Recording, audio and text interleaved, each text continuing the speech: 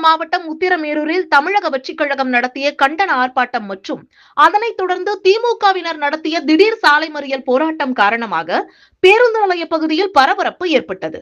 ஆளும் கட்சி மற்றும் எதிர்க்கட்சியினர் ஒரே நேரத்தில் திரண்டதால் பாதுகாப்பு பணியில் இருந்த போலீசார் சிறிது நேரம் திணறிய சம்பவம் பரபரப்பை ஏற்படுத்தி காஞ்சிபுரம் மாவட்டம் உத்திரமேரூர் பேருந்து நிலையத்தில் தமிழக வெற்றிக் கழகம் சார்பில் கண்டன ஆர்ப்பாட்டம் நடைபெற்றது.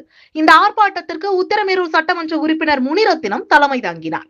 தமிழக முதல்வர் விஜய் மற்றும் தமிழக பெண்கள் குறித்து எதிர்க்கட்சி தலைவர் உதயநிதி ஸ்டாலின் இழிவாக பேசியதாக கூறி அவரை கண்டித்து தாவேகா நிர்வாகிகள் கோஷங்கள் எழுப்பி ஆர்ப்பாட்டத்தில் ஈடுபட்டனர். அதே நேரத்தில் பேருந்து நிலைய வளாகத்திற்குள் திமுக காஞ்சிபுரம் தெற்கு மாவட்ட செயலாளர் சுந்தர் தலைமையில் 200க்கும் மேற்பட்ட திமுக நிர்வாகிகள் திரண்டனர்.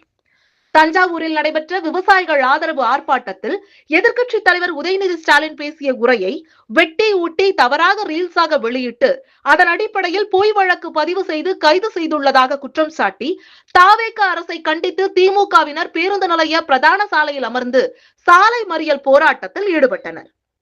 போராட்டத்தின் போது ஜோசப் விஜய் அரசு ரீல்ஸ் மோகத்தில் செயல்படுவதாக குற்றம் சாட்டி தாவேகா அரசுக்கு எதிராகவும் திமுகவினர் கண்டன கோஷங்களை எழுப்பினர்.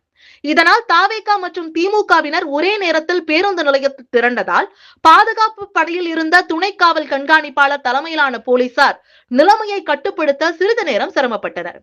பின்னர் திமுக காஞ்சிபுரம் தெற்கு மாவட்ட செயலாளர் சுந்தர் தலைமையிலான திமுக நிர்வாகிகளை போலீசார் கைது செய்து அருகில் இருந்த தனியார் திருமண மண்டபத்திற்கு அழைத்துச் சென்றனர்.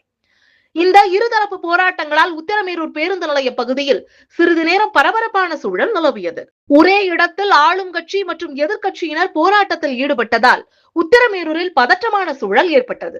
பாதுகாப்பு பணியில் போலீசார் தீவிரமாக ஈடுபட்டு நிலைமையை கட்டுக்குள் கொண்டு வந்தனர்.